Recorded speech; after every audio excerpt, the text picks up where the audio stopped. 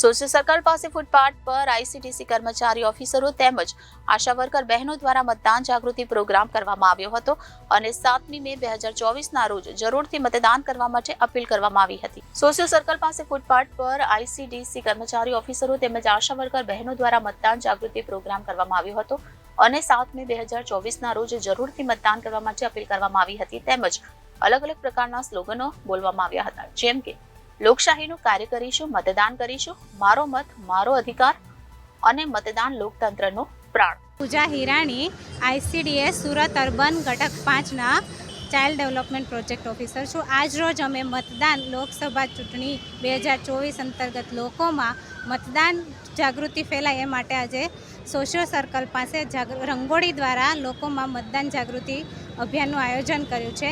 આપ સૌ જાગૃત બનો અને મત આપો। આજ અમારા આઈસીડીએસ આંગણવાડીના 30 થી 40 બહેનો દ્વારા આજે અહીંયા રંગોળીનું આયોજન। મારું નામ રેશમા કુનલભાઈ મહેતા છે। અમે આંગણવાડી વર્કર છે। અમે આજે આ જે રંગોલી કરી છે સોશિયલ સર્કલ પાસે, તે લોકશાહીની ચૂંટણીને માટે છે અને લોકશાહી માટે બધા મતદાન કરે એના માટે અમે આ જાગૃતિ માટે આ રંગોલી બનાવી છે। આમાં અમે અમારી આંગણવાડીની બધી જ બહેનો છે।